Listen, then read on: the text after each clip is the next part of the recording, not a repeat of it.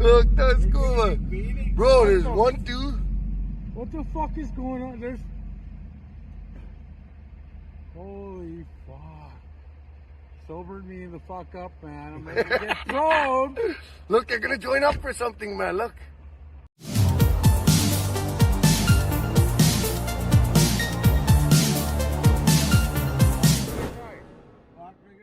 Holy fuck. Can you see them or you? Yeah, I got a good video of it. I got a good video, bro. Holy fuck. Fuck, they were side by side. Yeah, they were, yeah. I wanted to see what they're gonna do. Holy fuck, look at how it's getting brighter, boy. Holy fuck, no way. How did they separate like that, though, I eh? don't know, bro. Look, that one's gone now. Yeah, it's blinking. He's still there. No, look, it's fucking fading, Fading bro. away, but Why is that one blinking like orange? And it's Look, it's gone. It's gone out of my view. Holy fuck, no way.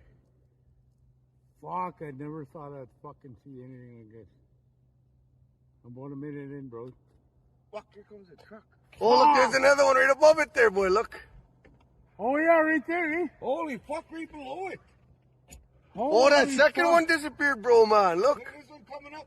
Oh, there is a third one right there. Holy Okay, no, fuck. there's somebody coming, man. I gotta take my light. Okay, hold on Okay, turn the here. lights on.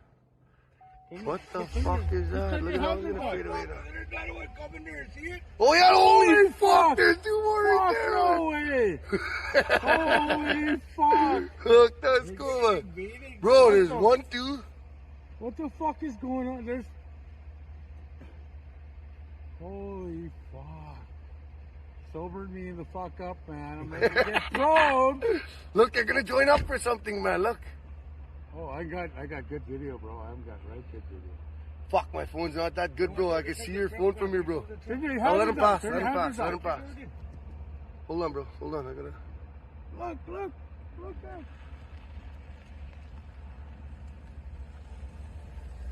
Hey, check that out.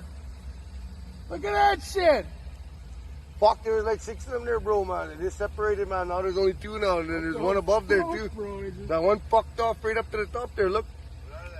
What do you think they I are? don't know, man. But Look bro, at there's them, a bunch of them there.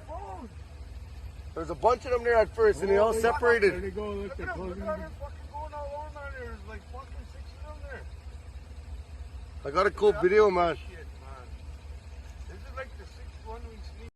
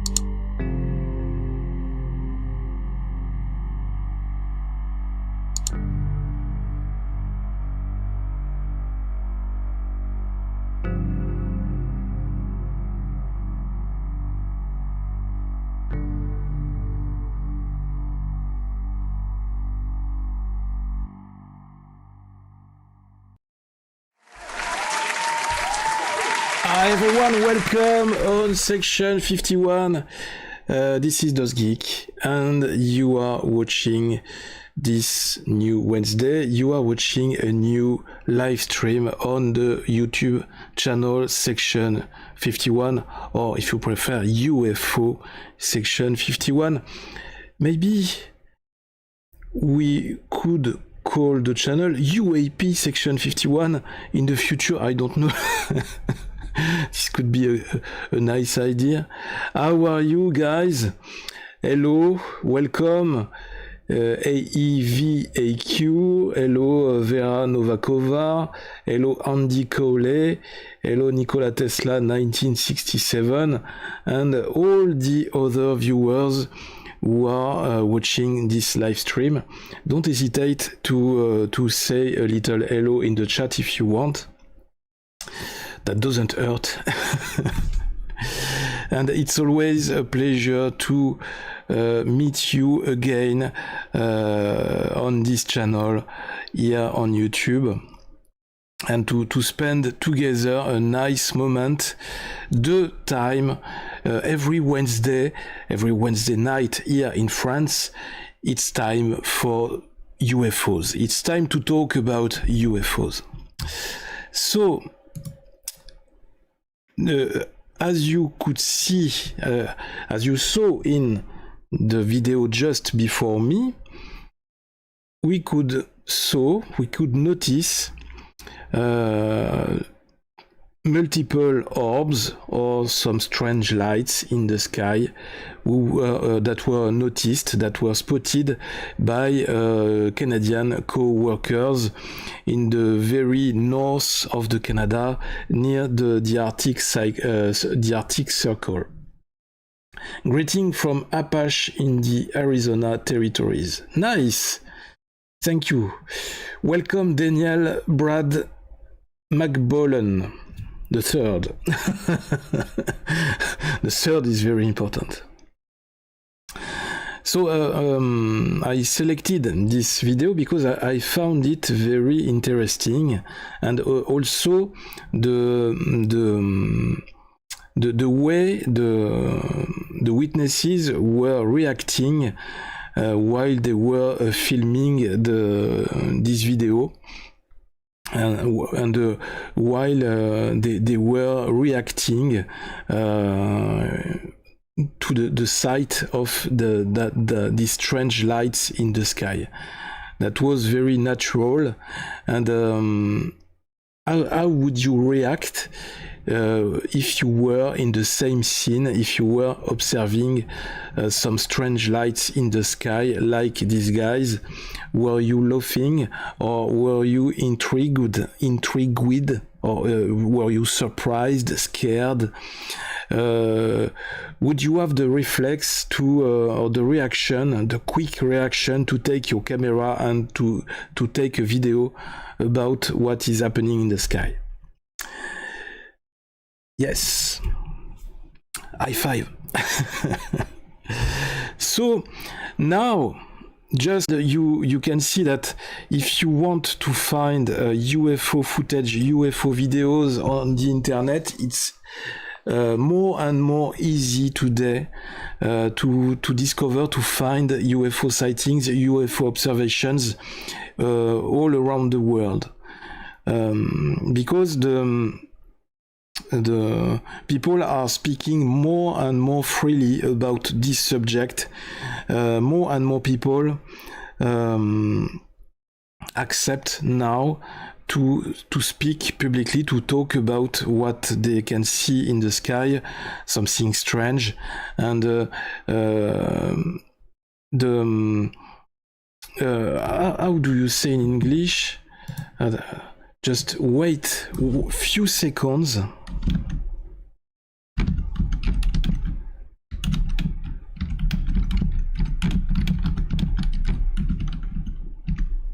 Okay. The word is being released. Yes. I think that's the good expression, the good sentence. The word is being released after all the debates, all the discussions, all the talks that happened during the previous weeks and the previous months about this subject of UFOs. And now, just after this new video of the guys in Canada who witnessed strange lights in the sky, maybe Valkyries in the the Nordic mythology, the Viking mythology. Just after this video, now we are going to react and to read together a new article about scientists who believe that a wormhole may have appeared over California, a California UFO hotspot. Wow! Yes. Let's go like this. Okay. Scientists believe a wormhole may have appeared over California UFO hotspot. Scientists on the History Channel believe a wormhole may have appeared at a UFO hotspot over Catalina Island in California. Friday, July the 16th, 2021, it's a foggy night, and a team of scientists from the research group UAPx is on a week-long expedition near Catalina Island off the coast of California. History Channel host Tony Harris explained. Then, shortly before 4 a.m., one of their motion detector cameras in night vision mode captures this. In the upper right-hand corner of the frame, a black hole suddenly appears in the sky.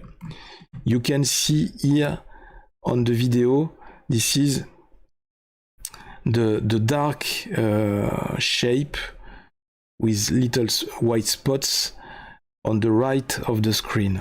Just see together, watch together the effect. This is that's it. Okay? They noticed that on their photos. But take a closer look. Do you see that? A cluster of small dots begins to materialize inside, and researchers don't think they are mere stars. This is very strange because this timestamp of this video does match with one of our most anomalous, highest energy events that we recorded in our radiation sensor. High levels of radiation are often linked to UFO sightings. And sometimes witnesses also notice, or they used to notice, some time distortion where UFO sightings happen. But here, in this case, the radiation sensor, which normally reads between 1 to 2 mega-electron volts, bolted up to 43. Add in the fact that Catalina Island is, as writer M.J. Benyas puts it, home to a very long history of strange and anomalous phenomena, and we've got a real UFO mystery on our hands. Host Tony Harris then explains that this area above Catalina Island is also where in 2004 one of the most important UFO sightings in history occurred. So as the story goes, on board the USS Princeton, on their radar, they encountered some sort of anomalous object between Catalina Island and several other islands in the channel, Harris recounts. Can I go inside the wormhole? Not for the moment, Kolberg, but maybe in the future, when we have the technology. But we are going to talk about that concept later in the live stream, just after this article, because I have another document to share with you. At the minimum, this macro singularity would be 165 kilometers in diameter. Wow. They approached what looked like to be a 40-foot-long shaped tic-tac hovering, making erratic maneuvers just above the surface of the water. Then the pilots played chase with this object back and forth for several minutes before being ordered to return back to their aircraft carrier. The question in both cases is what happened and how did the anomalies get there? There is a lot of people who believe that UFOs open up wormholes or portals between their world and travel through dimensions.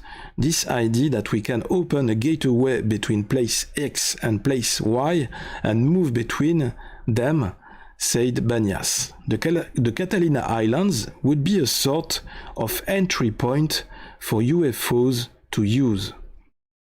That's very interesting, don't you think? Catalina Islands would be a sort of entry point for UFOs to use. That would be interesting to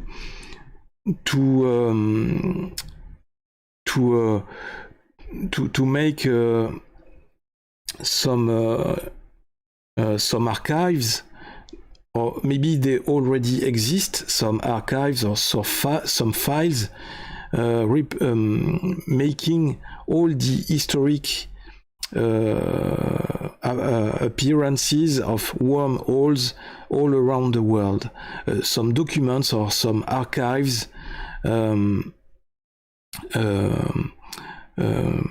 recording all the hot spots in the world where it is supposed that wormholes appeared. I guess that kind of document already exists, maybe in secret offices like in the US. I guess that some researchers in the secrecy already recorded all these hotspots. And maybe you have new hotspots every day or maybe every week in the world. Dr. Michio Kaku, a theoretical physics professor, agreed, saying the sighting could be a gateway to parallel universes. One explanation for the wormhole could be what is called a fall streak, which occurs when a mass of super cold air in the sky receives a sudden influx of ice crystals. This usually occurs when a plane flies through the mass of cold air, causing literally a hole in space. However, FAA records say there were no planes in the area at the time. So, what was it? Nothing can be confirmed, but as Harris puts it, if the team of scientists at UAPx isn't sure what's going on, it's clear there is more work to be done. Did you watch this video on History Channel where the team of UAPx makes this discovery? I think that's a relevant hypothesis, a very good hypothesis concerning the way of moving, the way of traveling for the UFOs, and that would explain how we can observe so different, so several UFO sightings all around the world, appearing from nowhere and instantly disappearing in the unknown without leaving some traces, without explanation. And now let's go on another article. It's on the website Naked Scientists, Science Interviews, and we have the luck to have a podcast of this article. So I propose you to listen with me the podcast. It lasts a few minutes, and you will have the text during the podcast. So you are very lucky. Could aliens travel through wormholes? So a scientist is answering questions about the possibility of traveling through wormholes, and he explains how it works and how it could be possible for aliens, for extraterrestrial beings who wanted to visit us when they want, whenever they want. What is the science behind interstellar travel? An article published on June 2023, an interview with Toby Wiseman, Imperial College London. So let's go. Let's play. Interestingly, the Daily Telegraph ran a survey among their readership this week. They're asking, do you believe in aliens? They got nearly 4,000 respondents, and 70% of them said, yes, they do believe that there is life out there somewhere, but not necessarily here on Earth. But one thing is certain, that aliens, if they exist, and if they're visiting us, they must have access to technology that enables them to traverse massive distances across space, and presumably by resorting to various tricks, doing so at very high and possibly faster than light speeds. So if they're doing that, how might they be doing it? Are they rewriting the rules of physics? Surely that's not possible. Well, theoretical physicist Toby Wiseman from Imperial College London is with us to help us speculate. So what sorts of ways might they be zipping around the universe, Toby? Well, the conventional way might be some super fast rocket that they have developed with their brilliant civilization technology. They might have also come across the idea of the warp drive and made that a reality. And perhaps even more strangely, perhaps they're able to slingshot themselves around the universe using black holes, possibly even wormholes that they can just pass through to traverse huge distances. So those would be the sort of rather exotic ideas. The first of those, a really powerful rocket. Now that's technology that's or physics that Isaac Newton gave us hundreds of years ago, but we know that works and we know that's plausible. But is that really going to cut it? Because the sorts of distances we're talking about here across the universe, what sorts of distance would the minimum distance be if there is life somewhere that's not in our immediate vicinity in the cosmos? What's the minimum distance Mr. Alien has got to, or Mrs. Alien has got to traverse to get here? Well, if they're coming from inside our galaxy, we're talking probably tens of thousands of light years. But if we're talking outside our galaxy, it might be millions, even billions of light years that they would have to travel to get to us. So that just would not be possible with a rocket, presumably. I'm not sure that's true. If we're able to just go by the laws of physics, one of the things that Einstein told us is you can't travel faster than the speed of light. And I believe him. I don't think you can. But he did also say that if you can travel very close to the speed of light, the way you perceive time and space is changed. And so, in fact, if you can travel very fast, close to the speed of light, you're able, in principle, to travel vast distances in an arbitrarily short time. What that means then is that if they're going very, very fast, that for them time continues to tick at the rate my clock ticks at, but for everybody else, their clock goes incredibly far into the future. So basically, if you were travelling close to the speed of light, time would carry on at the normal rate for you, but I would age far faster than you, is what you're saying. And so therefore you would get places without much time passing for you, but huge amounts of time for everyone else. That's exactly right. So for example, our nearest star is 4 light years away, roughly. If you could travel very, very close to the speed of light in some clever rocket and I was watching you from Earth, I would see it take about 4 years for you to get there and another 4 years for you to get back. I'd have aged 8 years in that time. But for you, if you could get very close to the speed of light, you could do it in a few hours. Gosh, that's quite mind-bending stuff. The other thing you mentioned... Yeah, that's important. That's very well explained how he talks about all this, the travel, the fact to travel, the fact of traveling to near the speed of light. And a good example of all this is in the movie Interstellar.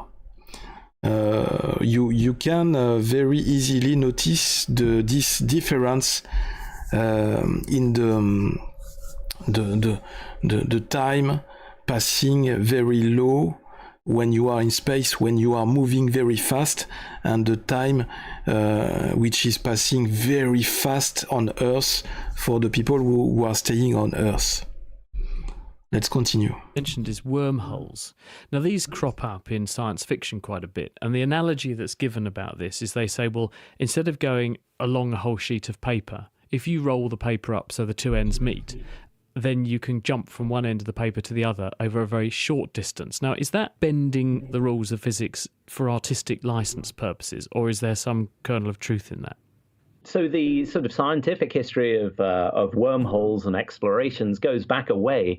Einstein's theory of space and time is pretty weird, to be honest, and it is in principle possible for space-time to be bent and curved in this sort of way you describe. So like with the piece of paper, there can be the conventional route along the piece of paper between 2 points, but there might be some new shortcut route sort of not lying in the paper, a sort of tunnel joining 2 points.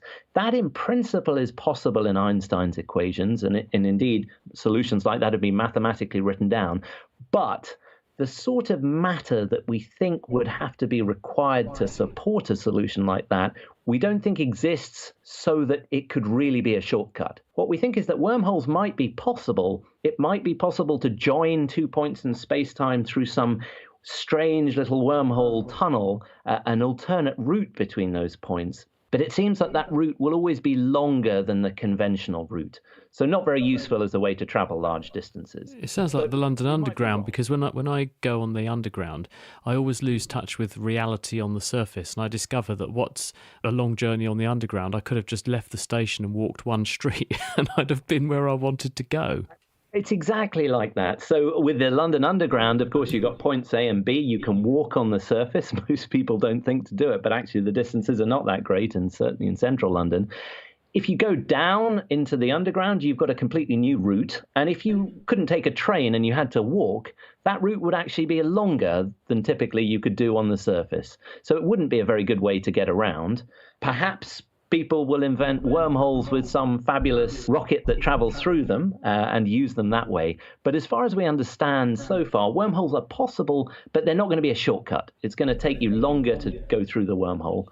It's also unclear how you could create the wormhole. So if they're pre-existing, perhaps you could use them in some useful way. But we don't know how you could create two wormholes or a wormhole with ends at very far separated points.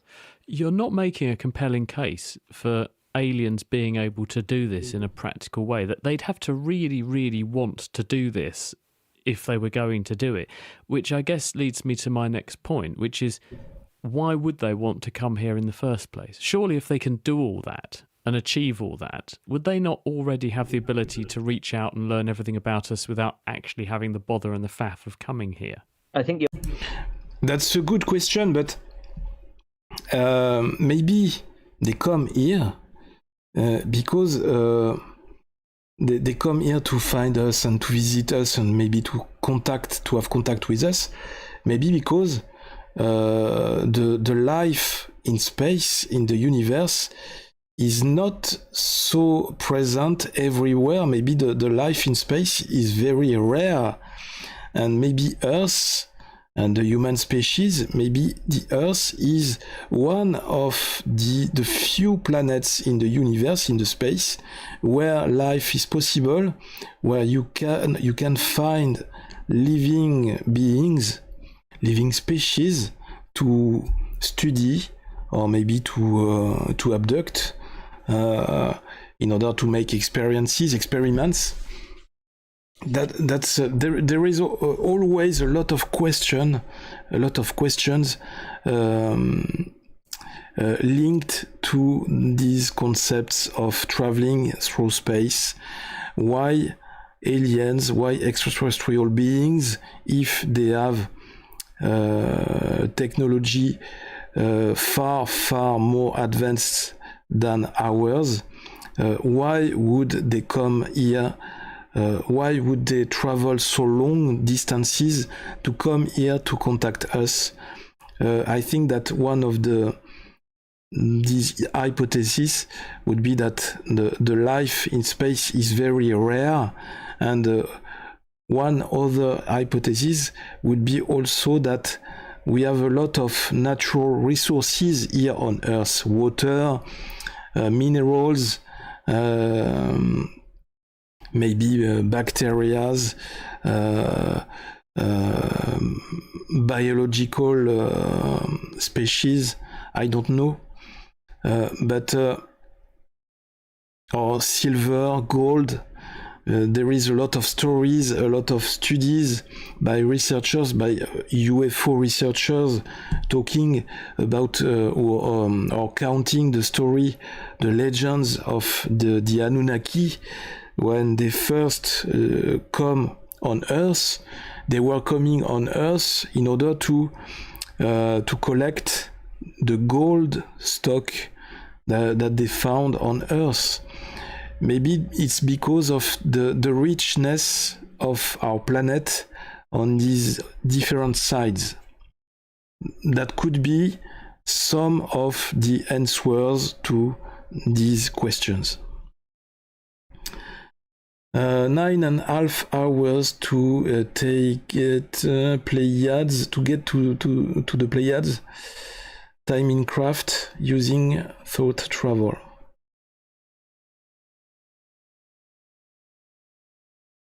But the comparison, I like the comparison with traveling with the underground in London, and the fact also to walk on the street on the surface.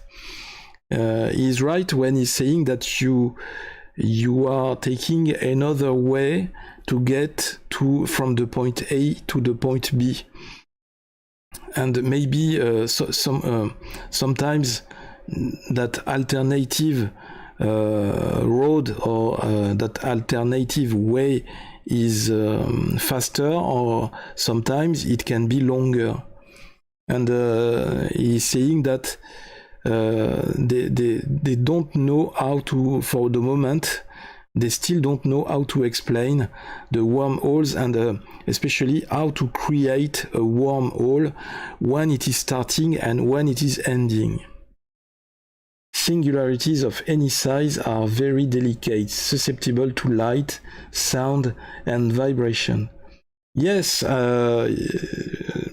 of course, and there is it depends on so many factors, so many vectors, and I guess that must be very complicated to master, to control that kind of technology, that high advanced technology that would be able to trigger a wormhole.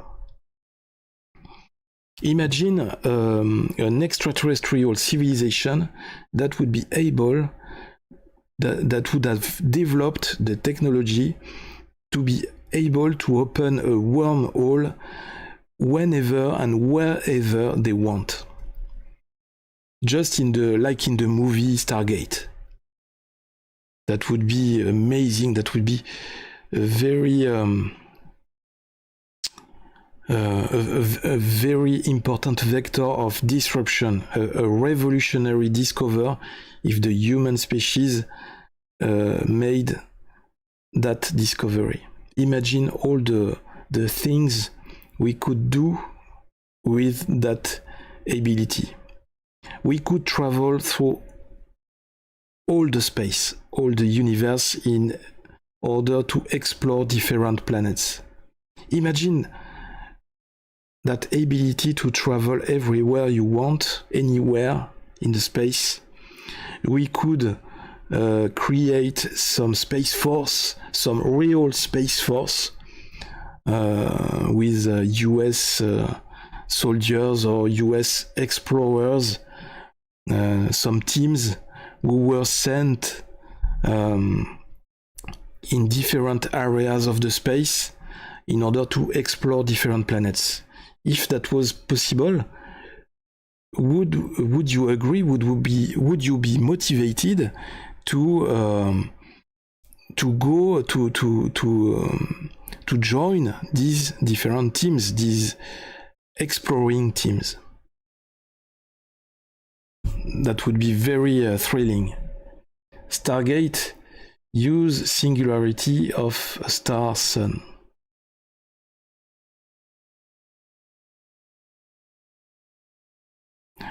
Let's continue. We are near the end. Right. What probably modern physics tells us is that whilst in principle people could travel vast distances, it would require super enormous amounts of energy, Yes. maybe vast amounts of antimatter sort of to make a rocket.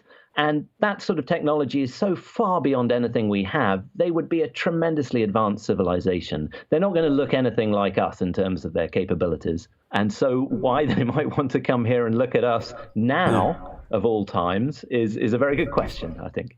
Maybe we Yes. are to them what the Natural History Museum and the Science Museum is for us. It's an opportunity to gaze into that Petri dish and see how life got started or how civilization got started. Who knows? Toby, thank you very much for joining us to disabuse us of some of the notions of what physics does and doesn't allow our alien visitors, whether they exist or not, to do. That was Toby Wiseman there from Imperial College. Very nice, very interesting. Point-to-point singularity travel simply requires coordinates and specific frequencies. Yes, and as he was saying, you would need to develop a very powerful source of energy, an amazing source of energy, in order to master, to control that technology, to perfectly control that technology. And remember that he was saying also that you would need to travel at a speed very near the speed of the light, not at the speed of light because it seems impossible physically, but physically knowing all on the scientific basis that we know, but maybe we don't know everything in the world, in the universe. Maybe reaching that speed of light is possible after all. We are not very sure, and that's what is very important in science is sometimes that we have to remember we have to stay humble, and that's not because we are scientists or we have scientists who understand some parts of what is surrounding us, some parts of our universe. That's not because they know all these things, they can explain these things, that they can explain everything in the universe. I'm convinced that we still don't know everything, all the rules that are defining, that are set with the universe within we are living. We don't know everything about our universe. There is still a lot of fields and a lot of things, a lot of concepts to explore. And for example, you have some different factors. We can see now that we can have an impact. We can have an influence on some factors like the space, the time. We can bend the time, and we can bend space by traveling at very high speed. We can affect, we can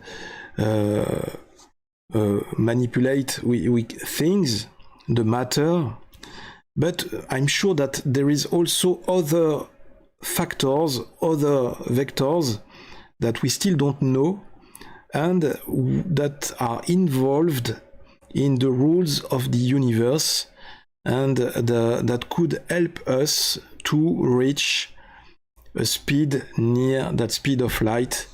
But we have still a lot of progress to do in the research, in the science, in the work of research in the science, to discover all these factors, all these rules.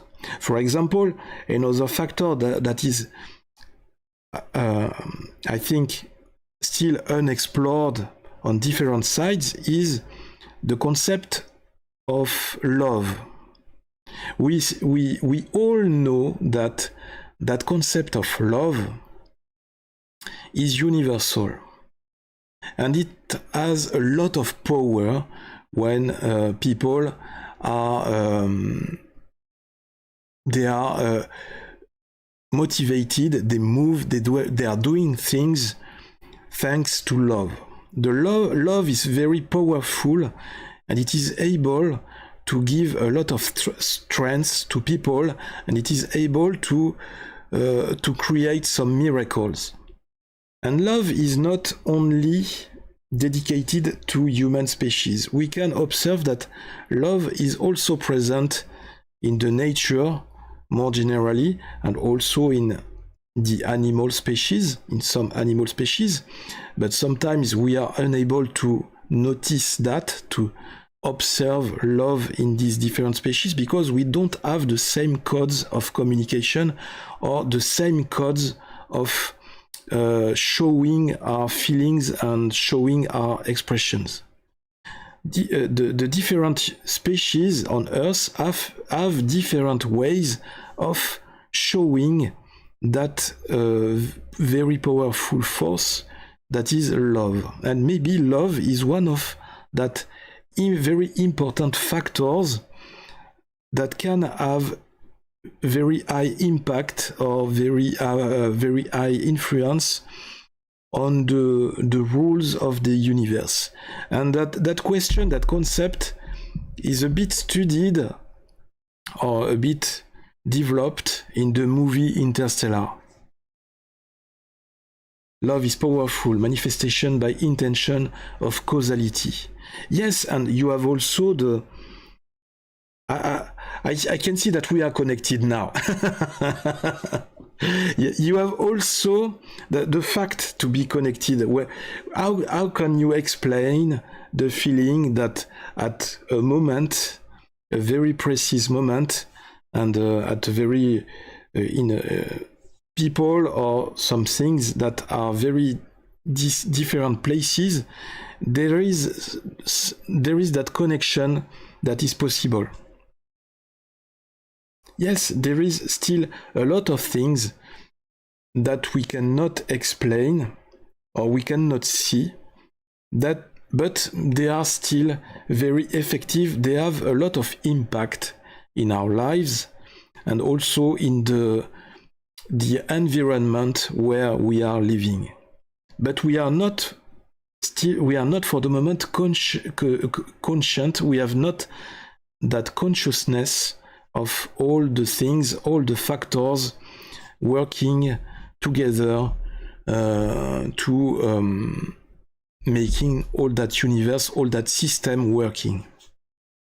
That's very powerful, that reflection, that thinking today. But I find it very interesting. I love it when you have a lot of questions like that, that are put on the table with that kind of thinking, that kind of articles, and some interviews with scientists who are trying to explain with a random vocabulary, random words to people like us, in order to help us to understand more all the rules of the universe where we are living. Humankind are incredible, powerful spiritual beings. Yes, we can move mountains, I think, by different ways.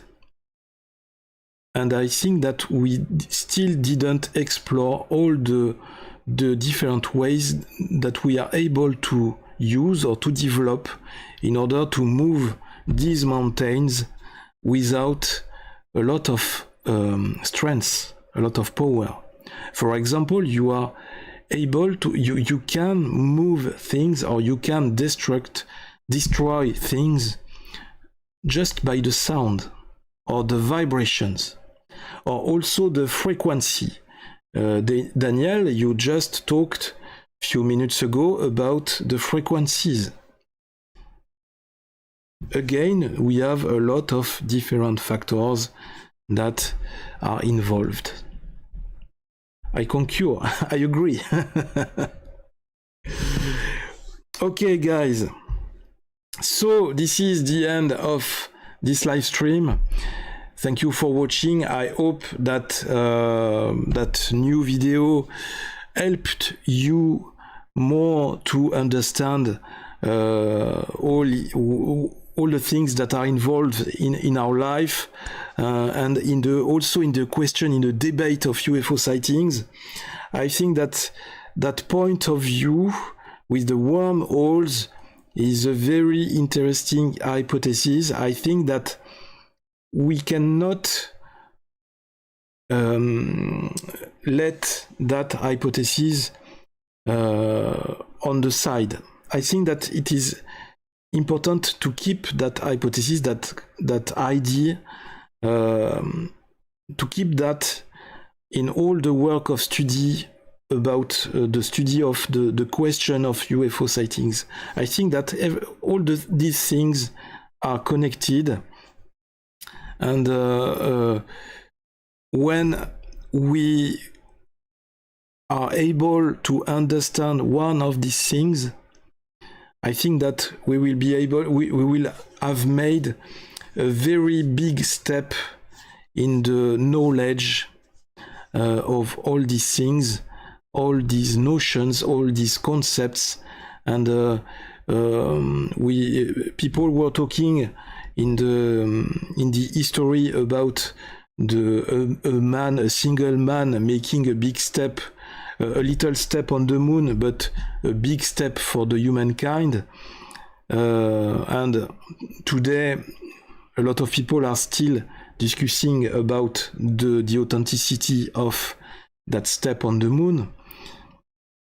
But in the field of the research, I think that we have still a lot of little steps to make in order to transform these little steps to bigger steps for humankind, and also for our collective consciousness about all the things that are surrounding us. And remember that we only know a little part of all these things that are surrounding us. There is a lot of things that are still invisible to our naked eyes. We have to develop all our senses in order to detect, to sense, to feel all that we can. Okay? So guys, thank you again. While waiting for the next video on the channel, of course, you are free to like this video, and of course, if you like this video, it will help the channel to grow up in the future. It is very important to develop the channel and to develop the community of Section 51, to stay strong together, because together we can also represent a very powerful concept, a very powerful tool on YouTube, in order to make a progress, to trigger a progress in the field of ufology, in this debate about UFO sightings. So let's stay together, let's share our power, our strengths together. So let's like this video, let's share the video in order to make a lot of people, the more people we can, to become aware of all that. And if you are not for the moment a subscriber of the channel, I invite you to subscribe to the channel, of course. And if you have the time, to activate, to turn on the little bell on the channel to be notified every time a new video is published on the channel. So guys, that's the end. Keep your eyes focused on the skies. You don't know, maybe you will have a surprise. And as I was saying in the beginning of this video, we can spot today, every day in the year, and all around the world, different UFO sightings. That's becoming more and more usual today. So be prepared, be equipped with the good tool, the nice camera, in order to take pictures if you are ready. At any moment, if you observe something strange in the sky. Okay? So keep your eyes focused on the sky. Stay connected, stay tuned on the channel, on YouTube, and take care of yourself, of your friends, of your families. It's very important. And I give you an appointment to the next video on the channel. Meanwhile, big kisses, live long and prosper.